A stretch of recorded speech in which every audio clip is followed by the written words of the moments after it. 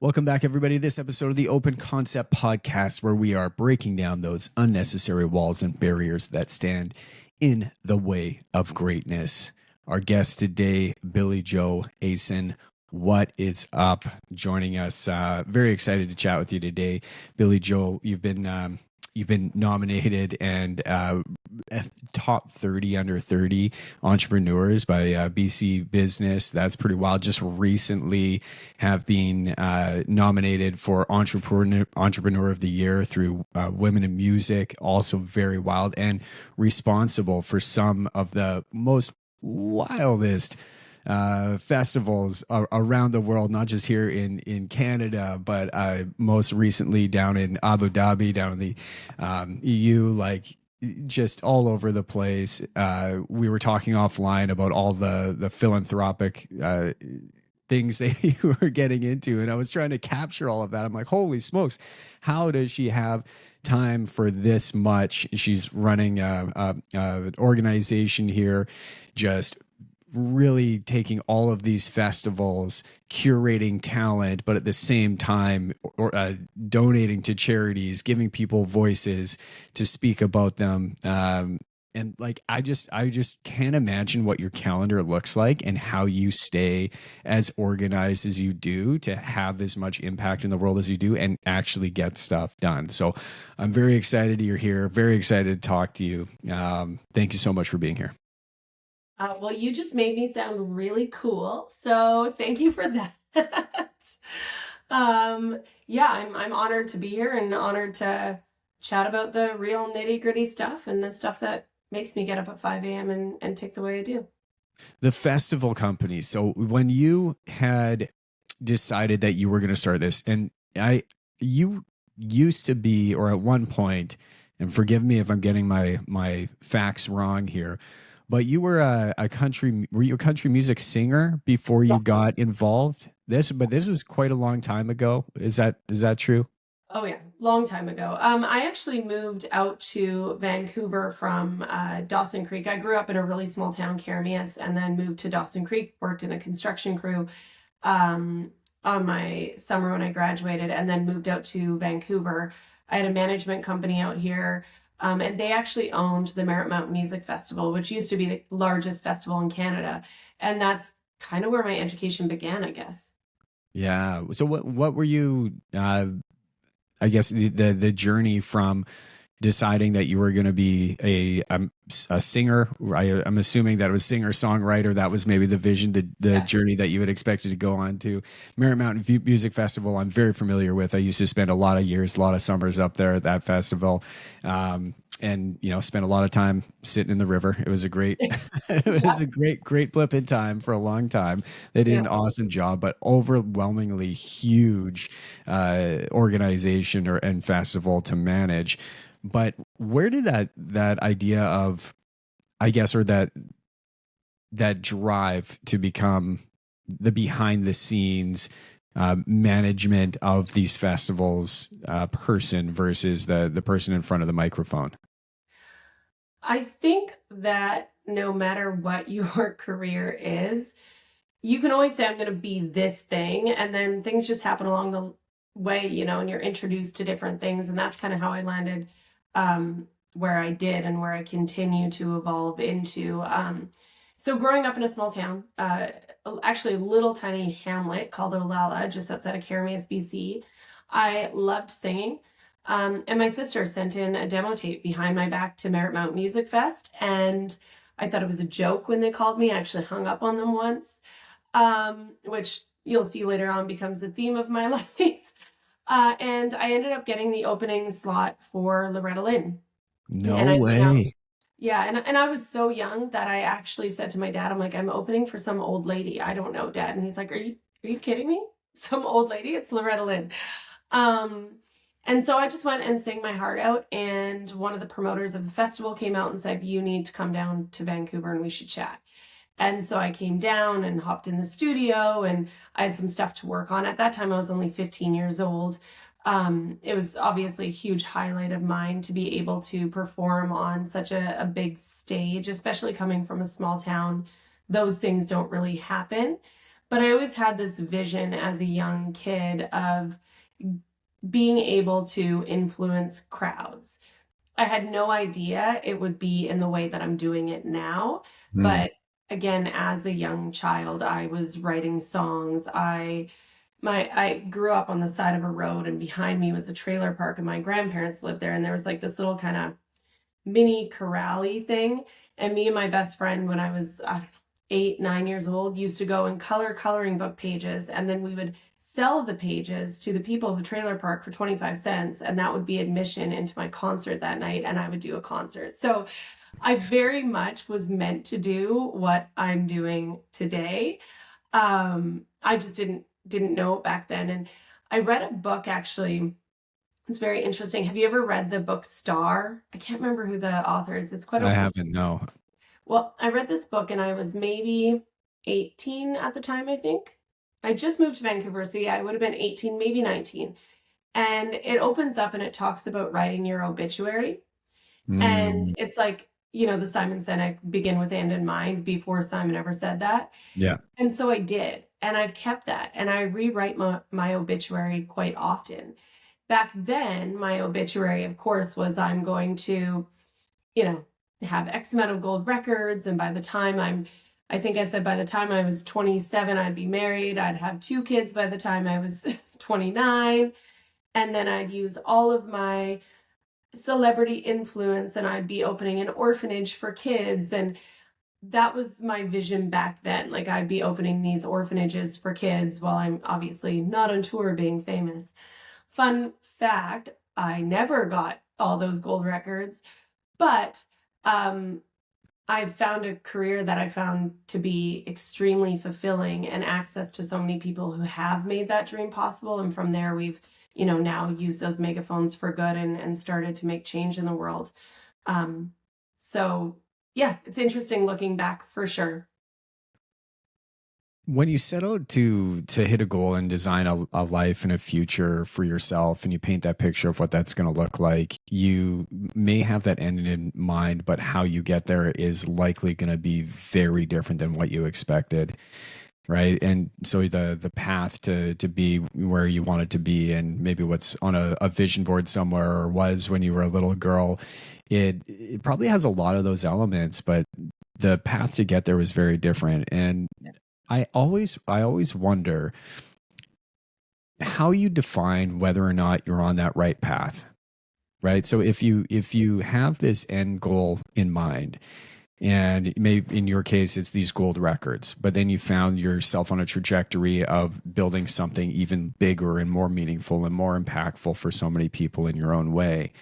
As you're making the decisions to go down this path, knowing that you're getting maybe further and further away from this path, how do you define whether or not you're going in the right direction or you're getting distracted from a dream that maybe once was? And how do you feel confident that you're going to land right where you need to be? And I know that answer is very different for everybody, but I'd be curious to see your perspective on that.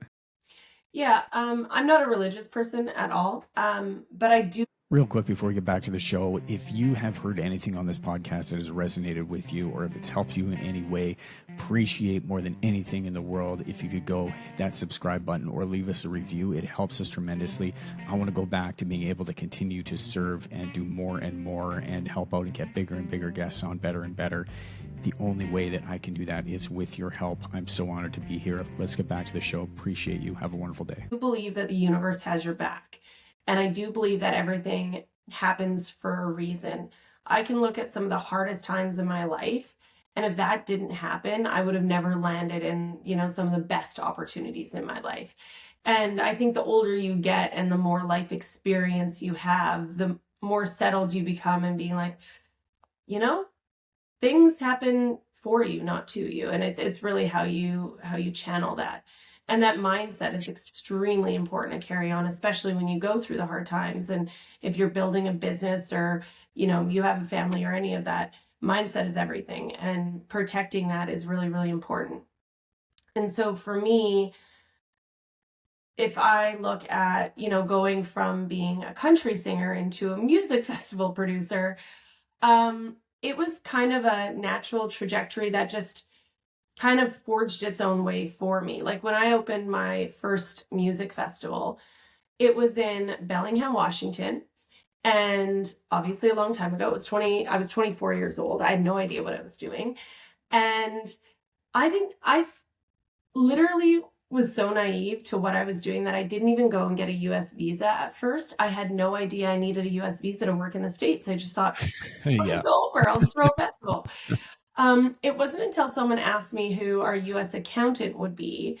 And then I said, I don't know. And I then was referred to someone. And then I called him and we talked and he said, well, who's your immigration attorney? And I said, well, I don't have that either. And so while I was building this festival, by the way, I was writing and recording a record. And I thought I was going to do both. I was also working at Rogers Arena, but again, I was 24, so I had like nothing but energy to do all of these things. Rubber magic at that age. I love it. Totally. Yeah. And so I went into this meeting with this immigration attorney. His name is David Anderson. He will always have a very special place in my heart. Turns out he actually lived in Bellingham and was like a bluegrass player, loved music, loved the area. So as I'm telling him what we're doing, he's just so stoked. You know, he's like, we're gonna have a music festival in the area. And so I tell him all my plans and he says, this is great. Let's do it. Let's get you a visa. And I said, cool. Well, what do I need? And he said, well, it's $10,000. So 5,000 up front, 5,000. I can't remember what the terms were a couple months from then. And I was like, okay, fantastic. Well, let's be very honest. I was 24 years old. I had no money to do that. I had like 25 grand set aside, which was all the money I had to go into this festival. And that was it. Like I couldn't use 50% of the budget basically to, you know, get a visa. Yeah. So I asked him if I could use the restroom and I was like, what do I do here? And so I actually went back and sold him on the title partnership in trade for my US visa. No way. Sponsorship deal I'd ever done. And for me, that in trade, you know, that saved $10,000. He got to hang out with the bands. He ended up being a much more instrumental mentor and partner to me as we went through all of the trials of starting a new festival.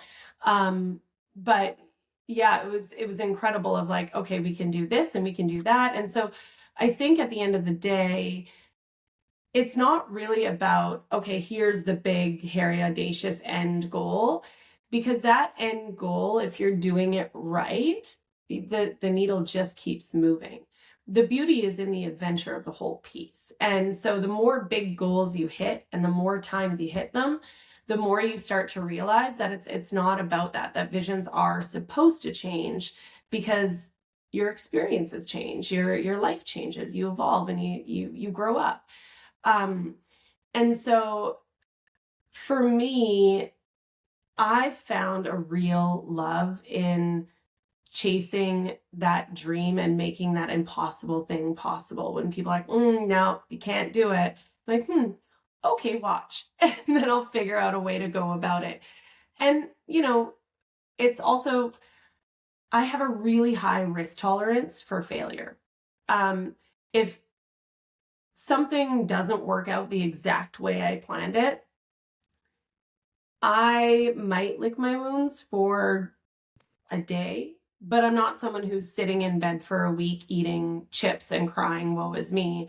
I'll probably lay back and be like, okay, what's next? And I'll figure out, you know, how to pivot to the next thing or how to save it. And I've just been also very, very fortunate of having wonderful mentors around me along the way. You know, David was a very unexpected mentor of mine when I grew that festival. And at the same time, I was working at Rogers Arena and got to know some of the Live Nation guys who were giving me advice the whole time. And let's be very clear, I came out of that festival losing more money than you could ever imagine.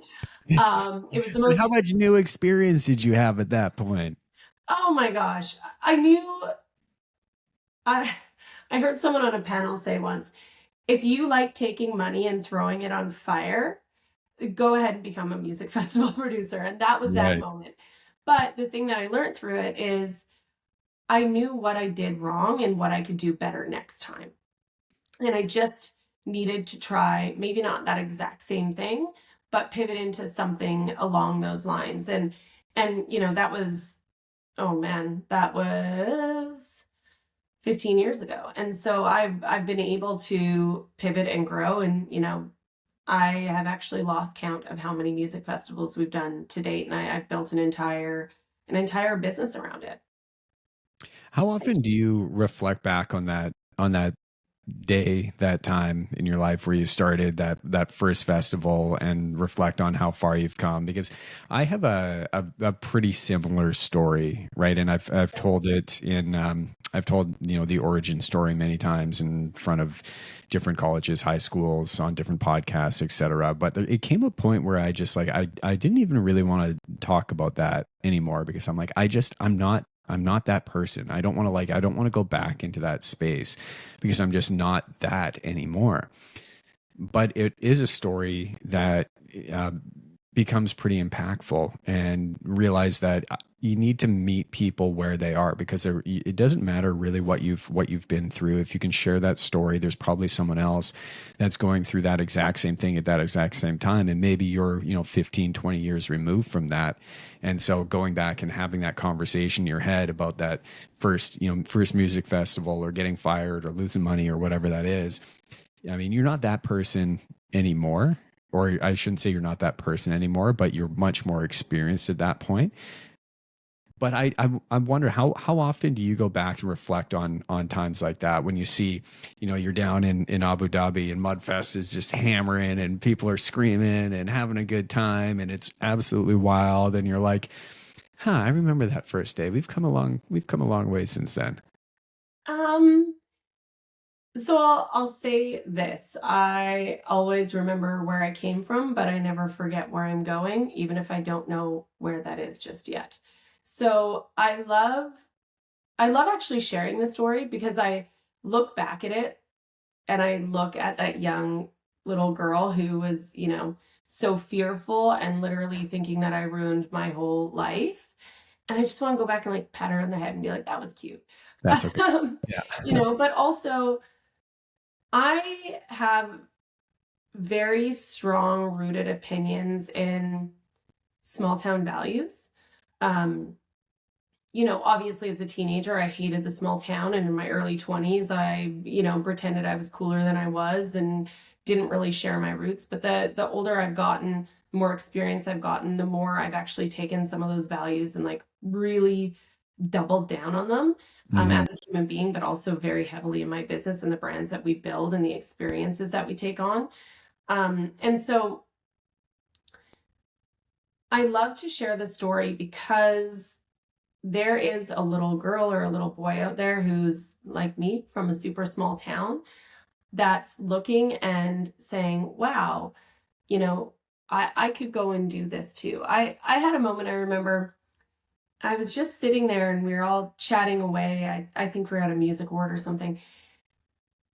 And it hit me where I was like, everyone who I call very close friends now, who I'm literally sitting and having cocktails with, I used to watch on CMT as a little girl and hope I could go to their concerts. And now they're great Wow. friends of mine, Yeah, you know? that's crazy. And to achieve something like that isn't impossible. It's not even that far off. It's just one chance and one risk at a time, like one movement. Every time people ask me, well, how did you go here and how did you start this festival? Or, how did you guys start the foundation? Or how did you decide to do this? Yeah, even if I look at it, I'm like, I don't even know. Really, all I did was say yes, and we'll figure it out. And so it was one step at a time. So every single time someone asks me advice, I'm like, don't look at the whole big picture. Know what you want it to be, but it's what's the next best step? What is that email? Register that domain, build that brand. Just say yes and start doing the thing. And eventually it just starts to build its own momentum. So you're so deep in that you just can't get out anymore.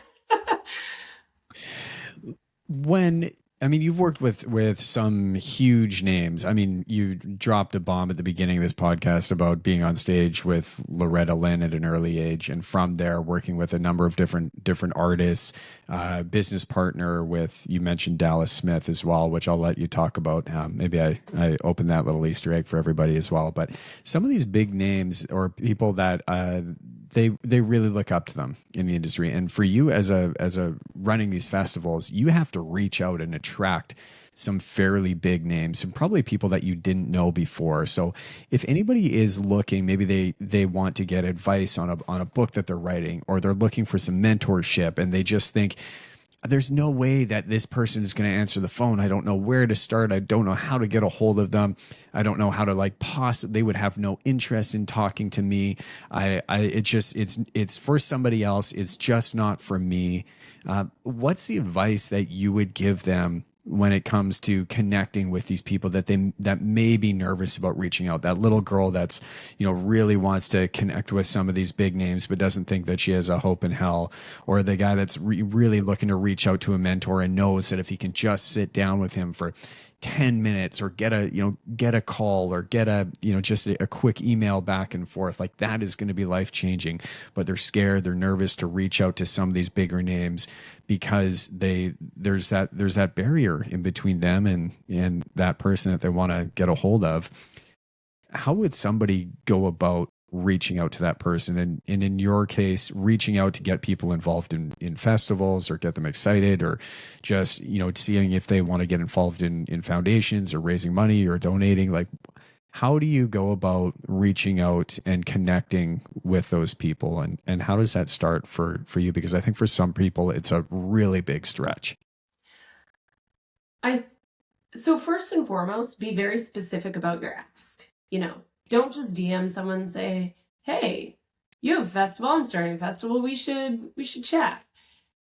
Because, that Stacey V from Stagecoach is not going to be like, "Yeah, sure, let's chat. I don't know who you are." I But got if all you the be time in the very world. specific, and if I were to reach out and I'm like, "Hi, my name is Billy. I want to be really quick to the point and really cautious about your time. I'm building a festival. I followed your career. I really look up to you. I'm looking for a piece of advice on this specific thing. If you could shoot me a DM back, or if you have time for a cup of coffee, I would love to bend your ear." People then are like, people love to share knowledge. Like, I think that that's what young entrepreneurs or even young artists don't realize, right? Like, people love to share the knowledge because they were in that place before. They want to see you succeed. Nobody, or hopefully not a lot of people, are like, "Rah, rah, rah, I'm on top of the world and it's just my secret." Because there is no secret to success. The secret to success is the knowledge that is gained along the journey. And you don't have that knowledge unless you've had the journey. And if you're not there yet, you haven't had the journey, but you're making the steps towards it, having that ask to someone who's been through it is an honor to that person. But also, when I say be very specific, be specific in your ask, but also show that you've done the work. Like, if I'm just sitting here in my basement, I'm like, I want to start a music festival, and I'm going to reach out to Billy and I'm going to say, "I'm going to start a music festival. It's going to be the biggest thing in the world. Can you chat to me?" I'm going to be like, "No." Like, I want to know, what have you done? But if I see that small girl that's, started that small little town festival and is slowly building it up, I'm going to jump on all day long and say, "Hey, have you thought of this? Or have you tried that?" And, I'm going to give that guidance along the way. It goes to the same thing with our foundational work, like the stuff that we do within our philanthropy. I'm fortunate now at the point where we've done what we said we were going to do, and we always do. So we have donors that have worked with us that have grabbed other donors that have come in. And because, going back to those small town values, one of my biggest things is creating family in anything that we do. I have a family of people that I can reach out to and say, "Hey, I'm stuck here," or "We need to fund this," on our pre call today, we talked a little bit about the mass shooting that happened in Tumbler Ridge yesterday. Yeah, we were We had talking a about that offline. festival an hour outside of that. And I lived in Tumbler Ridge. My dad runs a paving company there. It's the cutest little community. And to know that that happened in a rural community in Canada, and as a mom, I'm angry. Like I'm shattered, I'm angry, I'm all the feels, whilst feeling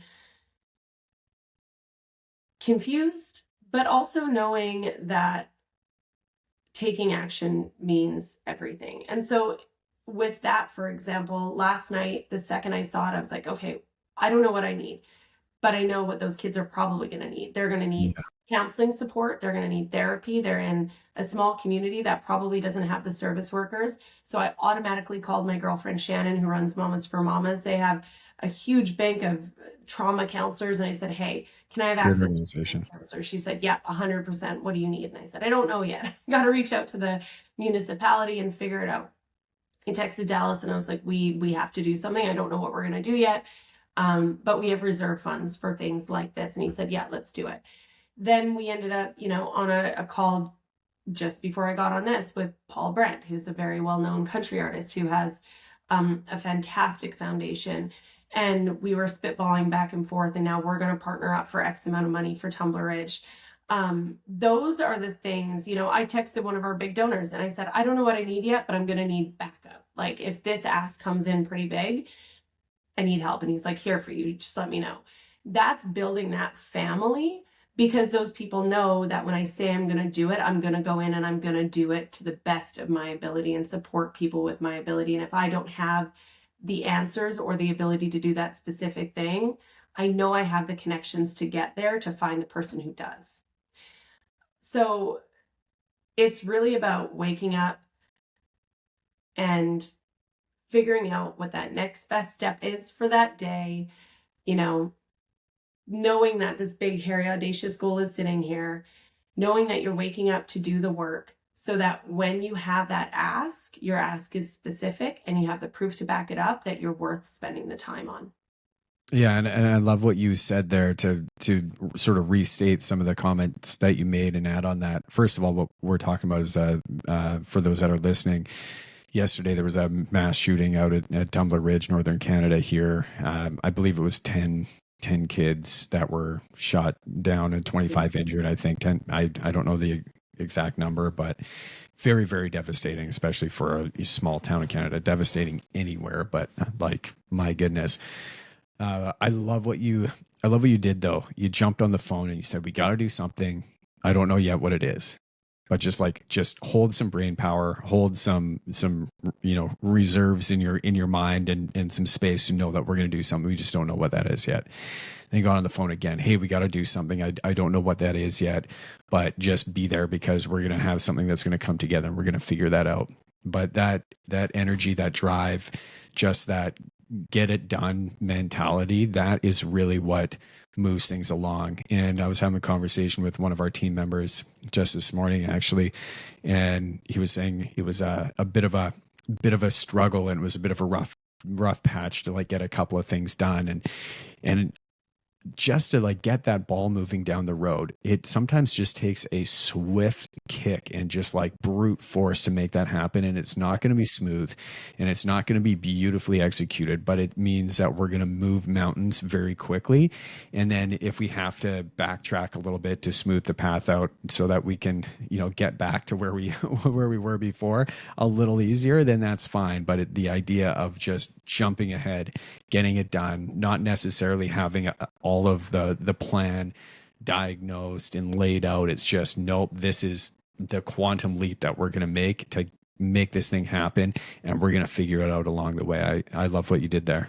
But I also think that that's what separates entrepreneurs from the rest of the world. You can go to school, you can take all the courses, you can watch all the YouTube videos you want. At the end of the day, you're actually going to have to step up and do the work. And that business plan you've built out, it's going to change 900 times. So have a light framework of what you need to do, understand the finances, the expenses, the income, how that should balance so that you have the targets that you have to hit. Of course, But at one point, you're just going to have to pull the trigger and go and do it. And, I find that any entrepreneur or any business owner knows this. They go with a gut and they say, yep, we're going to try it. We're going to open it. And that's why I'm a very big believer that small businesses can change the world. When you see 100%. tragedy strike, when you see something happen in a small community, and obviously Tumblr just happened yesterday, it's not the politicians that are jumping in to save everything. They're not, opening up crisis lines and doing X, Y, and Z. It's the community. It's the small business owners coming together, rallying their people, their fans, whoever it is, and saying, we need to make something happen and we need to help our community. And they're making the change. Yeah. So, there's a huge responsibility that comes behind being a business owner. And I hope that everybody takes that with extreme care. I think it's going back to making some of these decisions based on your core values, right? Like you say you resonate with a lot of the values of the small community, the roots of the small community. So naturally, if something happens and you look and you're like, okay, we have to do something. This is affecting me to my core. I know that we're going to have the resources to do something. We have to go and do this. We have to move this forward. And that figure it out, that mentality, that really is that entrepreneurial mindset where it's like there's an opportunity here to do something, whether that's going to be capitalize on an opportunity to make money and drive revenue or capture attention, or for greater good, right? For greater good, for charitable acts of kindness, for any sort of work that your foundation's doing. I think it was just a tremendous thing to do because it really gets the ball going. And then even before you have that plan, it's like, this is what we're going to do. Reach out. This is what we're going to do. Reach out. This is what we're going to do. Cool. And then you can work backwards, and then they kind of connect with their resources. They kind of connect with their resources. And then we get together. It's like, okay, how are we going to do this? Everybody is already kind of aligned. Everybody's brought to the table the resources that, they feel are going to be helpful in this. And all of a sudden your arsenal to actually getting this thing done is pretty packed. Like, Yeah. that's how wildfires of operational excellence and like how getting anything done really quickly works. Yeah. Well, like you said, wildfire is a really great term for it, or analogy, because at the end of the day, it's one match, but those sparks jump tree to tree to tree, and it goes way faster than you could ever imagine. Yeah. And yeah, I mean, it's literally just deciding to press go. Like, people will sit there, and sending your prayers and thoughts is fantastic. But at the end of the day, you can't sit and complain about things happening in the world and not stand up to help change it. Mhm. If not, you're part of the problem, not part of the solution. Now, there are so many things out there that, we can't fix overnight. But don't think that your little contribution isn't going to move the needle, because if every single person did a little contribution, the world would be a much better place to operate in. Well, and that's where the power of small business, like you were talking about, can really make a difference, because they don't, unlike the government, they don't have so many layers of bureaucracy that it's a huge ship to move, and there's not political intention tied behind every move. It's like, no, we got to do something. We're agile. We know that we can do that. We know that we can inspire other businesses to do the same thing. We know that we can get them on board. We know that if we're going to do this, other people are going to pitch in. Everybody's going to be able to help out, and that 100% is what small businesses should be doing in their communities and anywhere that they can possibly align their resources, their heart, their money in a lot of cases. But inspiration for others to continue to doing the same thing is something that leaders do. Yeah. Right? Leaders may take that first step and inspire others to do the same thing. And that's exactly what you're doing here. And it's super admirable. Well, thank you. I'll say, the other thing is, going back to being a business owner, is you have so many people now that are all the hype of like, ooh, what it means to be an entrepreneur. I'm going to have a private jet and I'm going to have X, Y, and Z. Not reality at all. It's really, really, really hard. You're sometimes, well, a lot of times in your business, you're going to be the last one to make the paycheck. You're going to have to sacrifice your own stuff to be able to make payroll and, invest your own money into growing X, Y, and Z. You're going to go out, and if you're doing it right and you're really unapologetically who you are and speaking your values, you're going to have haters. It just is what it Yeah. is. It's part of the process, and you're going to have to develop a thick skin of being okay with that. I used to sit there, and if we had people chirp our festival online or whatever, I would get into it with people that I knew I wasn't even going to win against. And Brene, Brene Brown says it great. It's the quote, "The man in the arena," Yeah. and she says, "Unless you are bloody in the arena with me, you will not hold space in my mind with your opinions." So what that basically means is I'm sitting here online fighting with someone who's calling the whole festival down and X, Y, and Z, yet they've never even tried anything before. They've never done a festival. They've never, went out and took a chance. So who are they to say? Because anyone who's a true business owner would never go and do that, because it'd be like, oh, yeah, man, that thing happened. That sucks. How can I help? What are you Yeah. doing to change it? That's what business owners do, right? So as you grow in your journey of entrepreneurialism, you really have to develop that thick skin and know who you're allowing to take up space in your mind. Like, don't let someone live there rent free who hasn't been in the arena, hasn't fought the fought. If they've fought the fought and they've been through it, they may have some valid things that they're bringing to the table, but then approach it with curiosity and love and openness to learn. We found that mindset has really had to just develop over time with experience. Yeah, I'll say it's not something that like just happens. It doesn't just develop with experience. I also am an extremely avid reader. You and I met in the elite coaching with Dan Martell. Like I've done all the coaching things. I went because I'm a student by trade. I feel like I want to learn. There's so many people out there that have tools that we don't have, and I'm only here for a little amount of time, so I want to learn and soak up as much as I can. And so it's paired with that life experience, but also learning from others' experiences. And because I've built this community, being able to go with issues to people who I trust and who have been in the arena, who I can say I'm dealing with this issue, help me see the thing I'm not seeing. Yeah. Yeah. The quickest way to find your way to the top of the mountain is to talk to people on the way back down. 100%. And And also knowing, when you're climbing that ladder, when you get to the top, someone on the bottom is going to kick you off eventually. So be kind to everybody coming up. Take the phone call, mentor them, help them.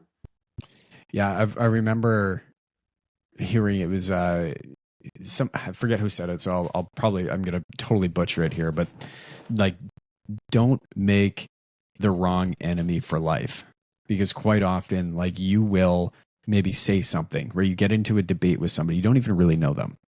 You might get into a debate with them, and all of a sudden, like, you could have been friends outside of that, but because you decided to piss that person off to get some revenge, or you say something that had really nothing to do with anything. It was just you were in a bad mood or whatever, or like for a blip of time, that was your opinion on something and you really pissed that person off, and you go to do something. All of a sudden, you have a target on your back from that person for the rest of your life. And you don't know where that's going to lead, because we're here for a short time, but we're still here for a pretty long time, hopefully most of us. But yeah, you never want to piss off the wrong person. Yeah, but I will say too that sometimes when you piss off the wrong person, it's sometimes because you just don't know better. And then Yeah. once you know better, you do better. When I did my first, not my first festival, when I officially opened the festival company, this was after the festival I had in the States. Our first client was in Newfoundland, and I had no idea. I was like, how am I going to get a big band out of Nashville all the way to Newfoundland? It's not routed. It's blah, blah, blah, blah, blah. And the assistant on the desk of the agent that oversaw the Canadian territory would not let me meet with the agent. It was literally, I was like, can I take so-and-so out for coffee? No, but I'll go for coffee with you. I'm like, no, because I was sitting on a very significant offer for the following year that I'd never done an offer that big before. Yeah. And I was like, if I'm gonna, trust you with this money and trust your opinion that this is the act that's gonna work, I want to know who I'm doing business with. Again, goes back probably to those small town values. Yeah. And I couldn't get a coffee with the agent. So a mutual friend of mine introduced me to another agent in that same company, but in a very different department.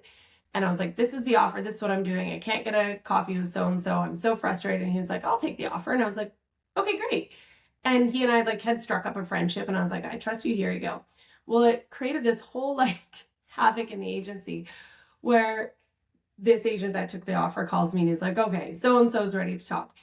Long and short of it, I did everything the wrong way, by the way. You were not supposed to do it. I was just ballsy and I didn't know what I didn't know. And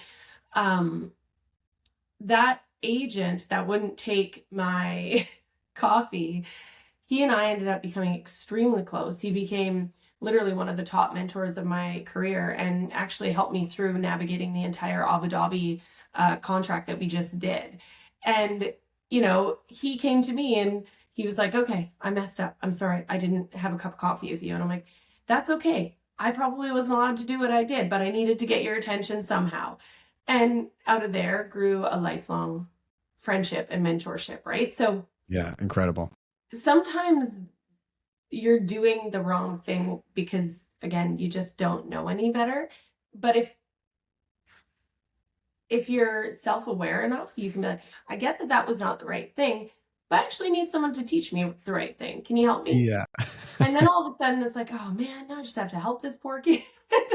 And I'm sure that's how a lot of people in Nashville felt when I first moved there, because I was just young and crazy and being like, I want to build festivals. Again, little did I know that I would be doing what I'm doing today. Yeah.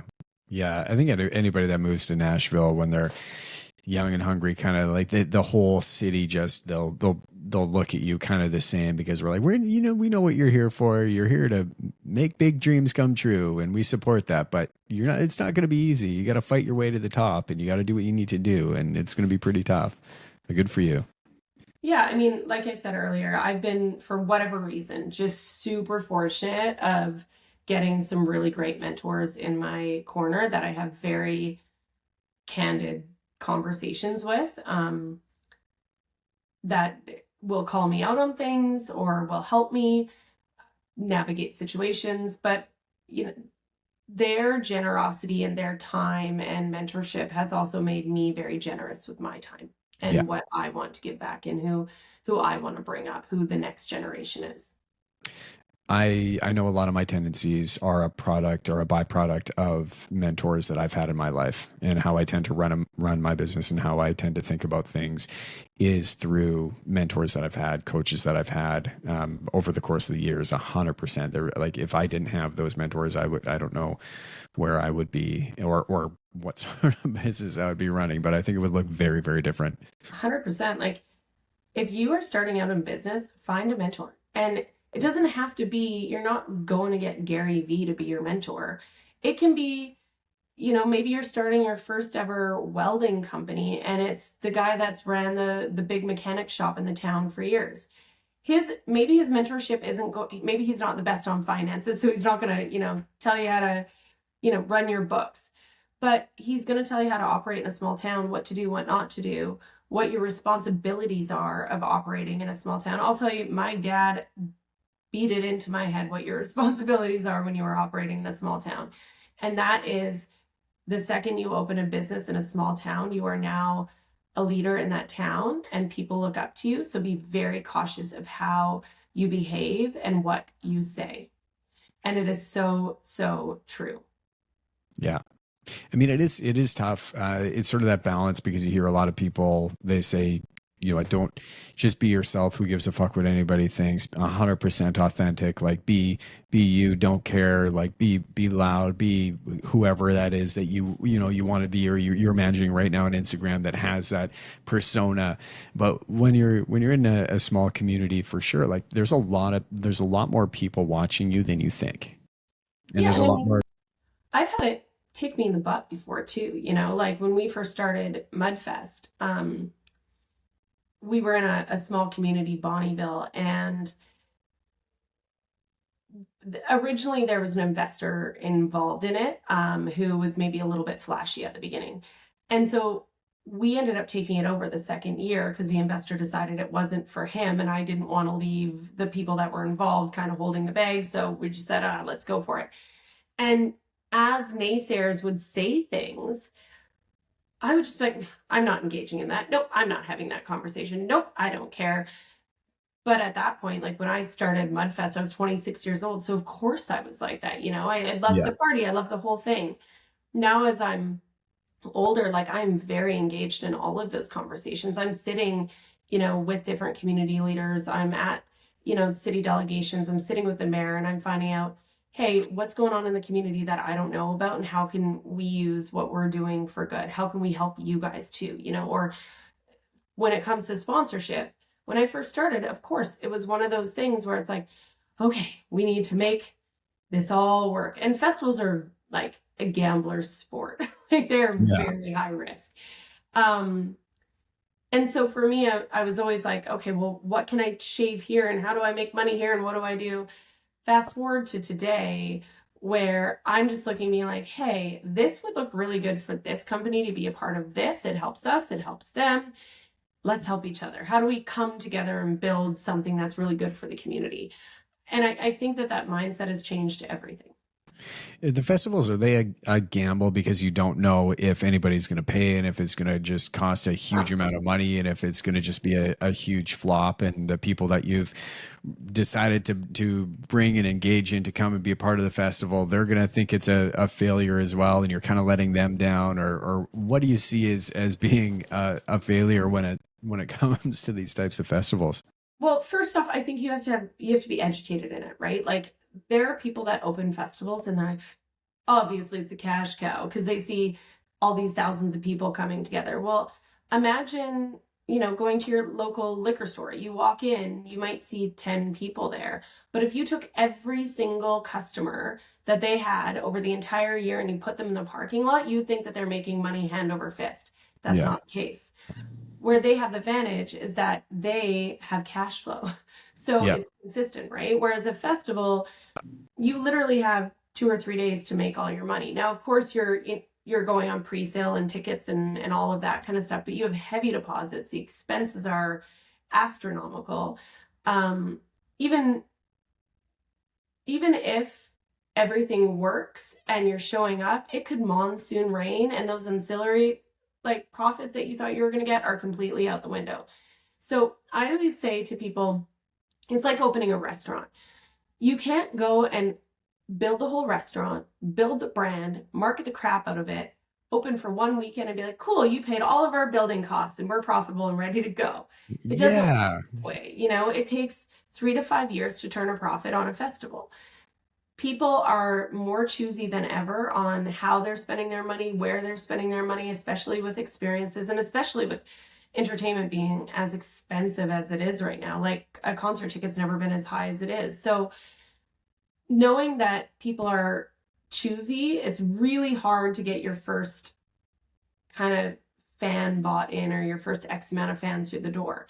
The other side of it is the artist piece, right? Like if you're specifically a music festival, you can't turn around and go write a big check to Nickelback and be like, hey, but I'm going to pay you, so you're going to show up, right?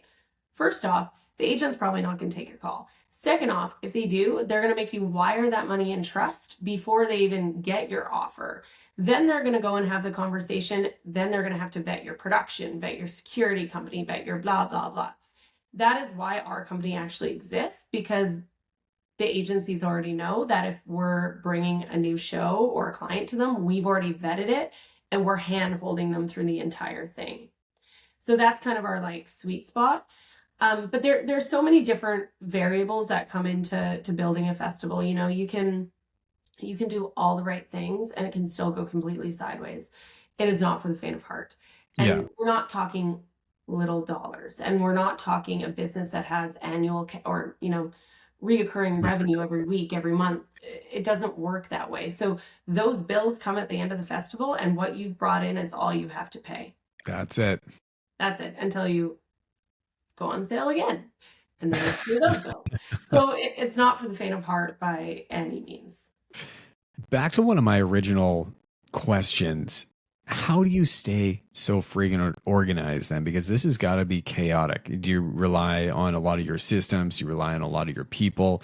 Do you just have everything down in a spreadsheet, or are you using Notion docs? Like, what is? Can you open the books to us a little bit about how you track all of your activities and make sure that things are going off without a hitch? And I'm not saying that they don't go off without a hitch, but I got to imagine there's a lot of like logistical stuff that's just got to be mind blowing for, I would say, 99.9% of people out there. But how do you go about staying organized in initiatives and outreach and making sure that everything that you're talking about, right? We've vetted the security, we've done this, we've got all of our paperwork in order. Like, I can't even fathom that, Well, how that might even work. I mean, I've been doing it for a long time. So if you came to me and you're like, I want to do a festival, here's the location, I will have already had the checklist in my head being like, hey, here's the vision, bing, bing, bing, this is where we go from here.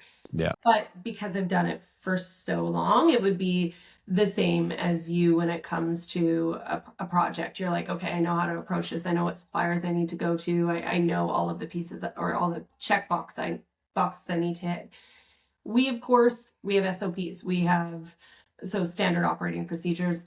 We've got spreadsheets. We've got a system. But I've got a small team of A++ players, and thank the universe for them, because in all honesty, a lot of this stuff just lives in my head. Like, it's like confetti sometimes. Like, we're gonna do this, bing, bing, bing, bing, bing, and poor Chelsea's running around catching all the pieces and saying, okay.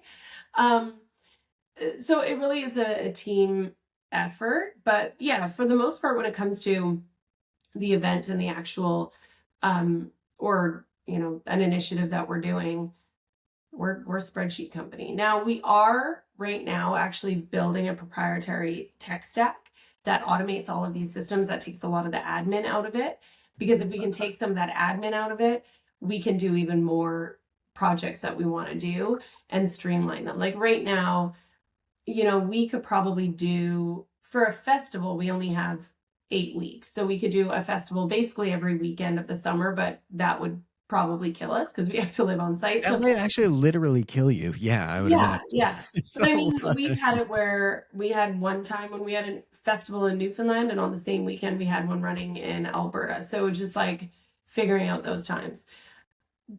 I'm very good at being able to prioritize what needs to be done immediately.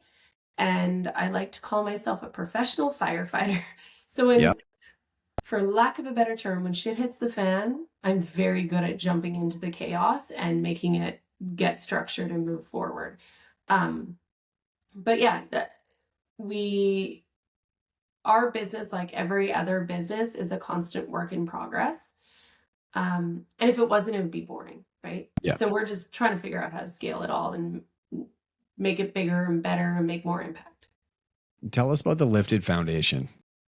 You're here. I know a little bit about it. We talked about it before we started recording. The audience, they need to hear what's going on with the Lifted Foundation and what that's all about. Yeah, so back in, it would have been late 2020, Dallas Smith, who's a country singer, approached me and basically brought me into this vision that he had of starting a youth and mental health foundation. I'm not gonna lie, when we first started, like, Dallas and I are friends, so I was like, okay, I'm in. Like Yeah. I always say, yep, I'll do it. I like helping people in general, and that's why the mental health thing works for me. It's taken us some time to like kind of fine tune our wording, I guess. But the way I like to describe Lifted now is we are a flow through nonprofit who use celebrity megaphones to shine light and raise money and awareness to issues that others can't. So whether that be,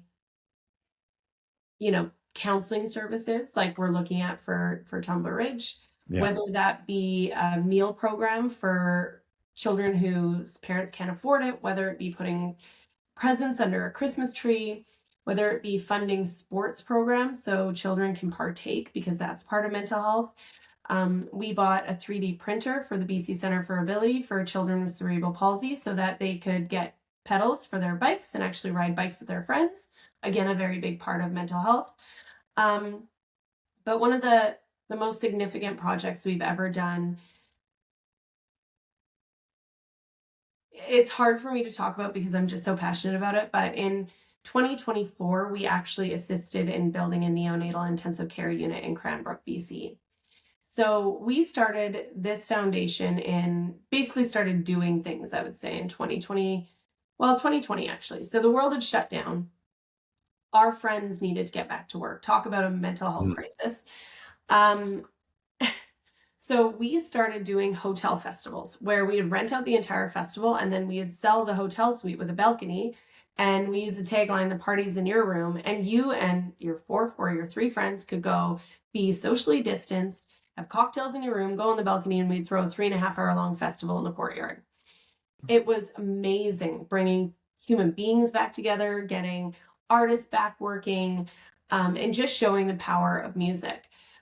Fast forward, during this time, my husband and I, because I was off the road, we were like, oh, well, we'd been trying for a family for a little while, but not really like consistently trying, In this, we found out that we couldn't naturally conceive. So we went through IVF and ended up pregnant with twins. And so that was in December of 2020. So of course, COVID, we're still in lockdown. We're pregnant, ready to rock. Fast forward to when our twins were born, they were 2.5 months premature. So 2.5 months. Yeah. So we were the family living in Children's Hospital for 115 days in NICU. Ooh. A place that I would not wish on. This episode is sponsored by New Vision Projects, and everybody has heard the horror stories that happen. They have a friend of a friend or a neighbor that's been renovating for years on end, or they've been building a home and it just hasn't gone the way that it needed to go. Budgets are blown through the roof, timelines, forget about them. New Vision Projects has an incredibly strong track record for over 15 years of working with customers, serving them at the highest level. If you are considering building or renovating, check them out on Instagram at New Vision Projects or at newvisionprojects.com. Building the homes you want with the confidence you need. New Vision has you covered. Let them show you why they're different. Back to the show. My worst enemy. Our one daughter was wildly sick and very, very small and had, she had 8 surgeries in her first year. Our other daughter ended up coming out with a PVL, so pulmonary ventricular leukomalacia, which basically means white matter damage to the brain, which can correlate to cerebral palsy. Yeah. She has since been diagnosed with cerebral palsy. It's low line. She's independent. She walks. But there are things she can't do, and she struggles, and we're in a lot of therapies around it. And first of all, becoming a parent is such a world of emotion and responsibility. But for us doing the IVF and then, the NICU and then the constant what ifs, there were a lot of times when I was in there that like my mind went black completely because I was just like, I don't know what to do. And I was also seeing all these issues when I was in there, like, the fact that they have one psychologist per every 36 families that works 3 days a week. Like, it was shocking to me. And while we were in there, we, we're doing the Lifted Hotel series, like trying to help and X, Y, and Z. So fast forward the following year, we had done one of our Lifted Hotel festivals, and when we were talking about like how do you make it perfect, so we were doing it at the Westin Bayshore. We'd rented out a yacht, and we were sold out 2 nights back to back to do 2 nights of festival on this yacht, pristine Vancouver hotel. Well, I show up, and it is the most rain Vancouver had seen in 11 years. So there was no production going on that boat. We were basically shut down, is what our production manager told me. And I was like, no. There's no such thing as cancellation because we can't get insurance for it. Anyways, we were able to flip it into socially distanced 100 people at a time, this beautiful broken down acoustic show in the ballroom of the Westin Bayshore. And we ended up throwing like a last minute fundraiser where we ended up raising like $47,000 in 45 minutes. It was amazing. Whoa. Yeah. And I met this gentleman, Ian Benson, and he was just a very giving donor.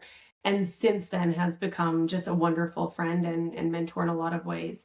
And so fast forward from that hotel series to a year later, I was flying into the Country Music Awards, and 2 years later, Ian calls me and he says, Billy, do you know what a NICU is? I was like, I'm the poster child. Yeah, I might. I might. Yeah. How can I help? What can I do? And he told me about what was happening in the East Kootenays, where they were air vacuuming babies constantly because they had no neonatal intensive care unit. And it literally services the entire East Kootenay region. So any baby born under 35 weeks, even if they were, just a feeder grower, meaning they just need a little time in the Yeah. incubator to hatch, they were air vacuuming those babies out. And they were air vacuuming them to Kamloops and Kelowna. And these families were being misplaced sometimes for weeks and months on end, and having to leave work and finding childcare for their other kids, or staying in the East Kootenays while their baby is in another hospital, which, like, as a new parent, like, that just feels impossible. Terrifying. And Yeah. so he said, I was wondering if we could do a benefit concert to help bridge the gap of their funding. And I was like, yep, let's do it. And so I just started sending texts to everyone as I was like getting on the plane.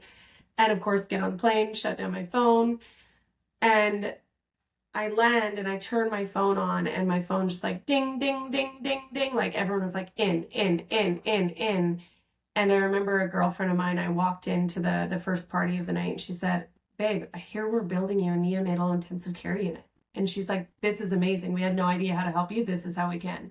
And we had probably every major artist in country music play that show. And it was incredible. So it just showed the power of the megaphones that we had and the power of the relationships that we have and we built throughout the festival company, and that Dallas has built throughout his career, that we were able to call upon friends and shine a light on something that had clearly been an issue for a long time, and that the community had clearly been fundraising for a long time, but they just needed that last little push, right? And so that is why we exist as the Lifted Foundation. And what our biggest thing is, use your megaphone for good. Whether you're a small town business owner, or whether you're a celebrity, or whether you're a festival producer, you can be the change you want to see. It's just taking that next best step and saying yes. And so we have all different causes that come to us, and if they hit right, we blow it up in the best way we possibly can. What an incredible story. I've my first daughter was a COVID baby as well, and it was she's 4.5 now. So yeah, and I have a 8-month-old at home now too. So very happy that they're both happy and healthy. But last weekend was all spent at Children's Hospital. Pneumonia and all sorts of stuff. And it's just like, oh my goodness, the wait times of getting in there, driving from where we are to Vancouver. We had last year, we had our local hospital out here. We went to take them to our local hospital, and it was shut down for 48 hours or 36 hours, I think it was, because they actually didn't have enough people on staff, and they needed a certain amount of staff in the hospital at that time, a certain amount of doctors to actually open the hospital. And they had to put notice on the doors of the hospital saying we're closed. And it was like, oh my goodness, this is not something that can happen. People need help. And so it was straight down to Children's Hospital. We've all, I think anybody in the Vancouver area that has kids has certainly spent time at that facility for a night or two for sure. But in your case, 115 days. That is that was just wild to hear. Yeah, we've seen a lot in the medical community, and it's interesting that you bring that up, because that happens all the time. It happens in all these rural communities because they just don't have the staffing. They don't have the doctors. Like, to me, that is so unacceptable. It is unacceptable that we do not have enough healthcare workers to service people's sick children. Like, access to healthcare should be a non-negotiable in Canada. And, everyone raves about Canada and their free healthcare system. Well, it's great if it's free, and it's great if it's open. But if it's not so great. Free isn't always best.